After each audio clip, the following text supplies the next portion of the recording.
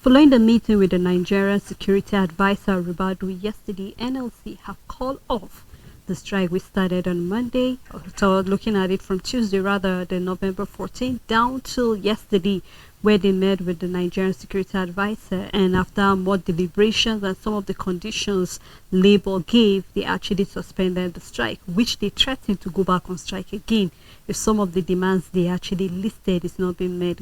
Good afternoon and welcome to Nigeria Now, where we will be looking at a number of stories, a number of events that are unfolding, and then hopefully to recommend some of the solutions out of it if we have some recommendations.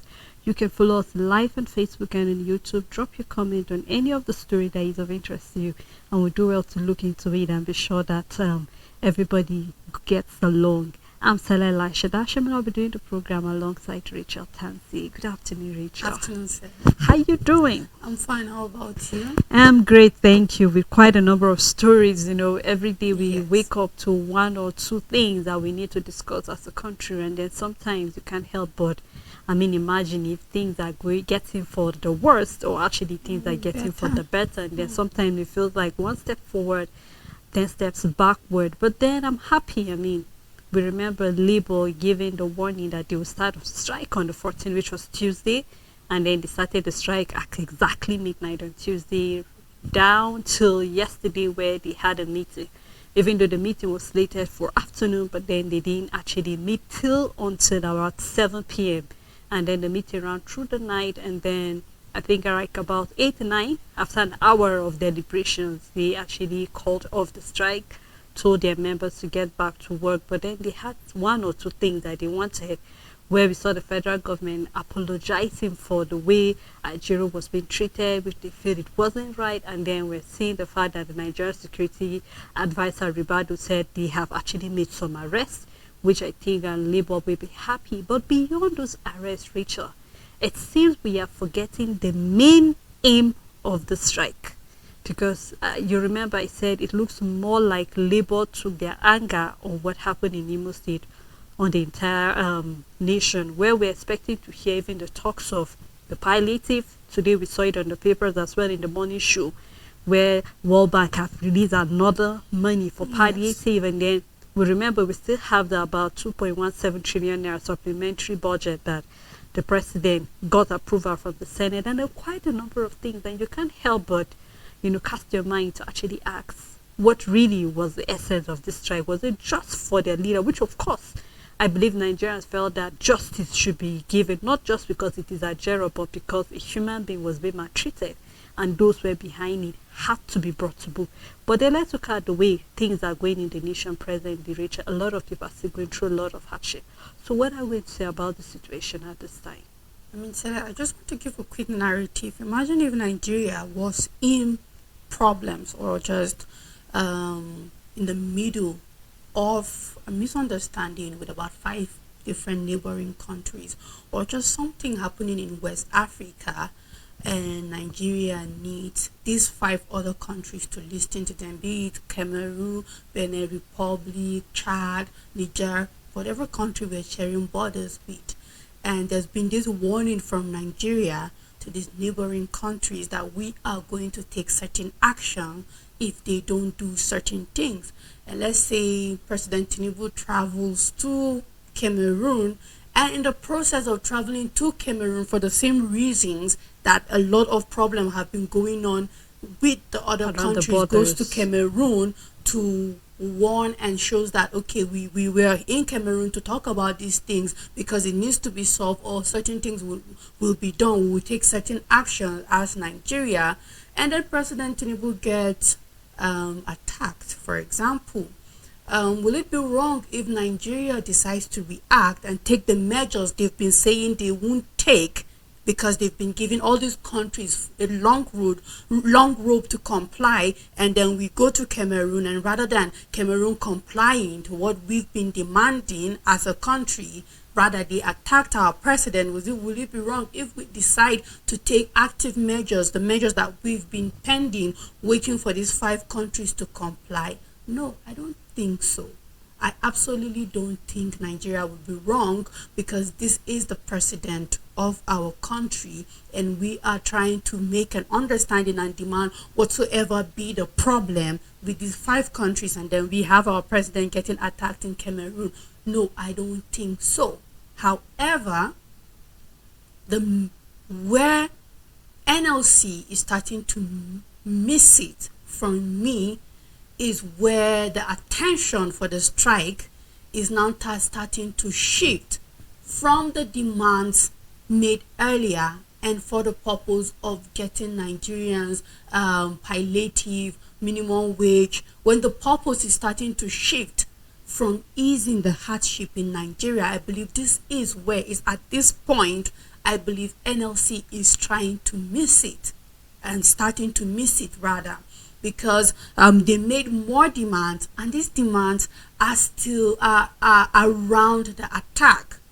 There's nothing wrong with you asking the federal government to call to book those who attacked you, but let it be that you are suspending this strike not because they agreed to find a culprit and make some arrests, but rather still based on the fact that you are probably buying the Nigerian government more time to meet the demands you've made in regards to reducing the hardship of the Nigerian citizens. So this is the point at which I honestly feel Labour is starting to lose it, and then let it not now turn out to be a personal race or something that is selfish, but rather let them maintain the fact that this is for Nigerians.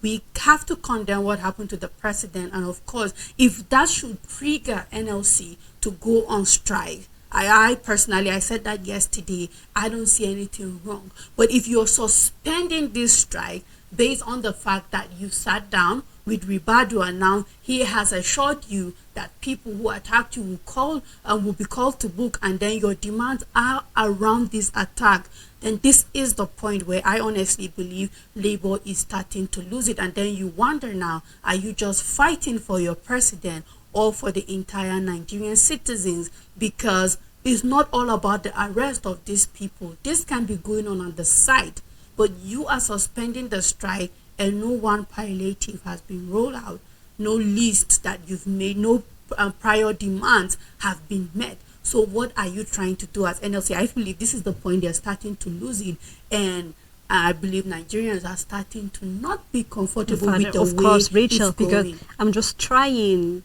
while I sit here to put myself in the shoe of the Nigerian student that missed their exams for those 2 days where NLC went on strike.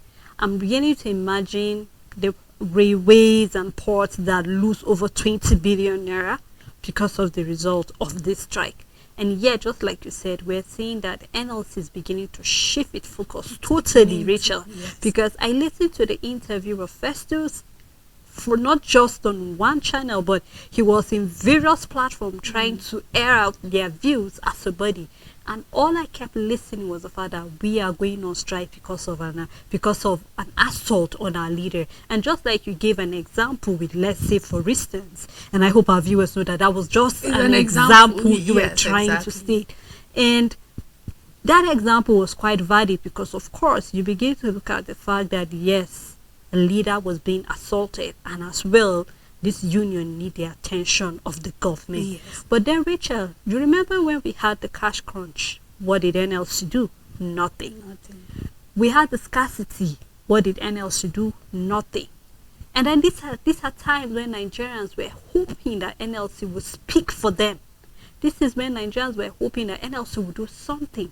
But rather, we kept seeing them prolonging and pushing and pushing. I mean, in the next 2 weeks or so, the month of November will be finished. Yes. We will be in December. So by then, a lot of people are beginning to close their books. A lot of organizations are beginning to see review on how they can be better. And yet, the lives of Nigerians is stagnant. Yes. We even see where Salam is even saying the 30,000 minimum wage is no longer valid, Rachel. Because you cannot go to the market with 30,000, even as a single person, to purchase anything. You carry 30,000 and believe me, Richard, on getting to the market, believe me, you'll be coming back with a polythene bag Yes, Sele, it's because literally what literally is that happening way. right now. So imagine. So I'm beginning to hope, honestly, that NLC will not lose the reason why Nigerians shouldn't. believe in them. Yeah. Do not make a worker out there regret why he or she did not go to work for the past 2 days. Mm-hmm. Why? Because you're just trying to address this issue in as much as it's very valid, True. but not at the detriment of other Nigerians that are Yes. still going through a lot of hardship. And that takes me down to the fact that presently our inflation in the country is about 27.33%, Rachel. So this topic is not far-fetched from what Labour is not. doing. We saw in the paper where the federal government was even asking the universities to remit about 40% of the IGR.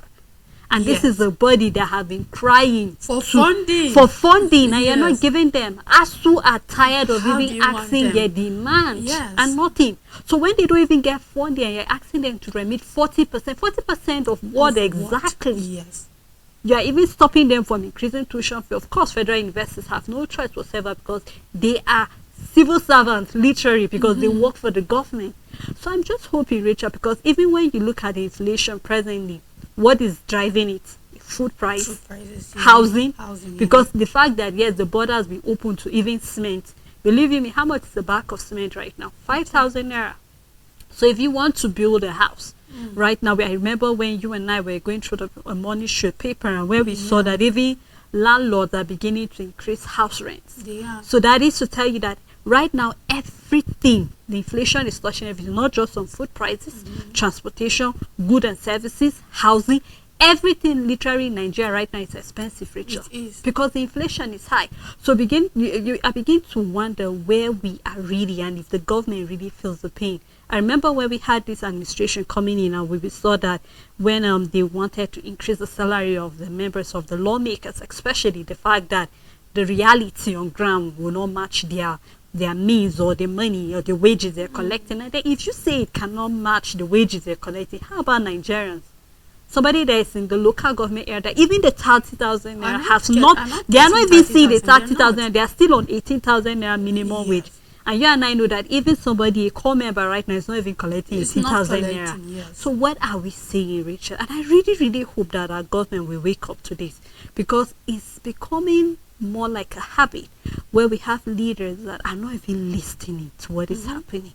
You keep saying we are listening, you understand that they understand the pain of Nigerians, which we endure, but for how long can Nigerians endure this inflation and the hardship going on in the ground presently, Rachel? I mean, Sele, you made an example with ASU when you started concerning the inflation. How these people have been clamoring concerning funding. You haven't given them that funds and you're not asking them for 40%. And tomorrow you ask the question, if ASU should now decide to go on strike, whose fault is it? With such a demand from the federal government, knowing what they've been going through. And I keep saying it, regardless of how Nigerians will try to talk, every finger points back to the federal government of Nigeria, because we keep saying it that they are at the position to do the majority. The government of Nigeria is at the position to do the majority. There's only little you and I can do, Sele. No matter how hard we try, no matter how we try to champion a cause, this is reality. That is why the government of a country matters. If it doesn't matter, then there won't be a need for it in the first place. But it matters. That's why all around the world thrives on government. Leading countries thrive on good governance because it matters on a lot of level. And we might talk about the NLC from tomorrow, pointing out their wrongs. We might talk about ASU tomorrow. We might talk about every other body that comes headlong with the government, and we can bring out their faults. But in the end, it all points back to the government, and so is the inflation of the country. We can look at the FCT, for example, because housing is one of the major things pushing inflation. And then you look at housing. What is the housing plan that the federal government has done for the Federal Capital Territory in the past years? Nothing much. we keep having the price of houses going high, Hi. going high. There is no government, be it at the federal government level or at the state government level, that have done anything significantly concerning houses for decades, ever since we got our independence as Nigeria. Maybe in the good old days that you keep saying, why do we wish for it? But ever since we became democratic and governance change in this country, no government have done anything significant concerning housing and housing plans and making houses affordable and accessible to the masses. Nobody has done anything significant. Only houses that keeps feeding the rich, and how many rich do we have in the country? And then we can go back to food. What has the government of Nigeria done significantly? We're looking at the anchor borrower scheme, and it is now scrapped by the CBN because it wasn't implemented in the best way, and we are just having loans that farmers cannot even pay because other things that the government are supposed to put in place to make sure that the scheme was successful, they didn't do that. So we can just keep going back and forth, and honestly, until we have a government that has woken up and is ready to do the work, we will keep lamenting about the thing. And I keep saying the Nigerian government know exactly what they're expected to do. It boils down to, are they ready and are they willing to do the work? Because we have everything it takes. We cannot overemphasize that. We have everything it takes to turn the country around. But do we have a government that is willing to turn things around? If not, we will keep saying, we told Nigerians in the morning that be ready for the food prices. We're having the electric season coming close. It's Christmas, it's around the corner. And on a normal, even when we didn't have this inflation in Nigeria, Good prices are expensive during that time. During that period, and talk more of now. So Nigerians should just brace themselves and be ready. Like, things will eventually get better, but not anytime soon so far. Well, Rachel, why you said things will get better, but not anytime soon, is the fact that, looking at some of the term or the long-term plan that the president made, where you were saying, why don't we have a short term where Nigerians can actually have a sukkah for now before those time reach? But just like it's looking, a lot of Nigerians are really just have no choice but to brace up for the worst. And just like we said, we hate to bring the bad news, but from the way things are going, except the government is ready to look into Naira value, because right now Naira doesn't even have value the way it used to have 10 years back. If you take a look at even the way the inflation rate is from August, it keeps going up. Or are you going to check the prices of petrol? It keeps going high. Right now, a diesel is about 1,002. So you wonder, for people who are running organizations, schools, increase the tuition fee. Why? Because they have to increase the money to be able to maintain the schools. We're having a lot of businesses that have to shut down. Why? Because they cannot continue. We saw where other manufacturers are even leaving the shores of Nigeria. Why? Because the cost of production is very, very high, that they cannot afford it anymore. So they prefer to go somewhere that they can actually have, a safe landing. So we're just hoping, when we keep talking about inflation, we just cannot help it, because quite a number of things, and just like you mentioned, the issue of farmers getting, and that is part of the thing. The president said he was going to provide fertilizers and seedlings, improvements, and I wonder how many farmers have gotten access to it, because over the years we see, even when this thing is being given, somebody somewhere hijack it, and then it doesn't get to the main people that it's supposed to get. Or when the fertilizer is supposed to be sold at the subsidized price, we see that it's not that way. So we are hoping that we'll have leaders, just like I said, that are dogged about certain things, and we are hoping that maybe, I don't know the miracle that will happen, but I'm hoping that our inflation rate, maybe if it will just be stable for once, so that Nigerians can actually know what they are doing. Now, to round up the show, we are aware, we've been having the story back and forth, the fact that Nigerians have been deported from Saudi. About 200 and something of them were supposed to go there, but we have about 177 being deported. And the Saudi embassy gave us some of the reasons. Some of the visas were not really as it should be, breaking of certain laws and all of that, and so they had to deport it. And when I saw a story like that, and I wonder, you and I were complaining at the time about the value of our green passport, and here again we are having. Are we saying that these people did not know what they are supposed to do? Did they not know what went wrong? That they left the shores of Nigeria, Rachel, is on getting there. That this thing was being checked, and then we discovered that certain things were not as it should be. Meaning we passed them here, and of course the government out there is not like us. Either way, Sele, it's still us. giving ourselves the bad name. Because the Saudi embassy said that this wasn't just a measure taken on Nigerians, but it appeared that Nigerians had the highest This number. number. Because if there was another country that maybe surpassed us in number, it would reflect that probably 300 Moroccans were deported back from Saudi, yes, in Jeddah and all of that. It could have been recorded, but we are having this number, and whether we like it or not, Sele, if visa process is one process that you have to be very transparent and thorough about it. exactly, and you're being guided. It's not just a form, right, that you just be given and then just fill go. it up and- It's not that kind of form. So it means you are being guided and everything is being explained to you, what the information is needed in a certain place. Therefore, if you give a wrong information, it's because you wanted to give a wrong information. And then they gave incorrect information to obtain a visa that, if they had given the right information, not that they are not fit to go to Saudi, but we have different types of visas. We've talked about that in the past. Travel visa, Exactly. all of There that. are different types of visas. So depending on the information you give, you get a certain type of visa. So these people were at the dispensation of giving the information that warrants a type of visa, but they gave a wrong information to get the type of visa that they are not supposed to have access to. And this is basically what happened. So now, who is to be blamed for this kind of bad name? It's still us. It's still us. Why will I give an information to have access to a certain type of visa that I know is false information, and I'm not supposed to access that kind of visa if I was to give the right information about myself? So this is us misleading, getting the wrong kind of visa, and we are the ones spoiling our name out there.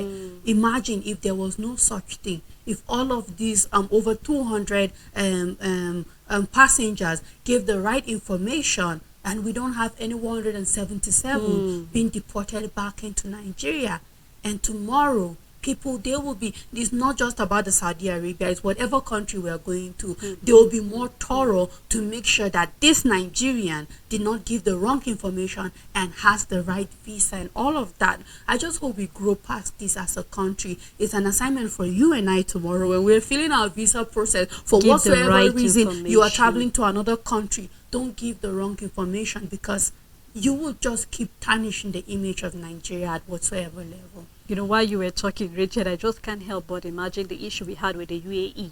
Yes. Till date, even though we saw whereby there was a talk, our president had a talk and But said we still- can go, but we're yet to hear Yes. anything coming from the Of Dubai. course not. They're We not are still saying not anything. traveling. We're still not traveling over Yes. there, Richard. And why were we stopped from going there?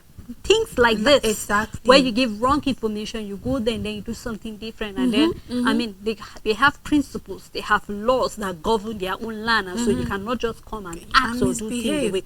So just like we're saying, it all boils down to us talking to ourselves about certain things. Give the right information. We're saying UK are saying giving us certain days that you can stay years and all of that. Yeah. All of these things are still boiled down to the way we treat ourselves, and I'm hoping that very soon, if we are already talking about the fact that our president is the chairman for ECOWAS, so we're supposed to have dignity and respect, but here we keep seeing the issue of ICPC saying the fact that, I mean, why should we be called corrupt and all of that? And it all boils down to this. Let's just try to be transparent when giving information so that you'll not be embarrassed and treated Of the way course. things like this are. Well, Rachel, thank you so much for doing the program with me You're this welcome, afternoon. Celine.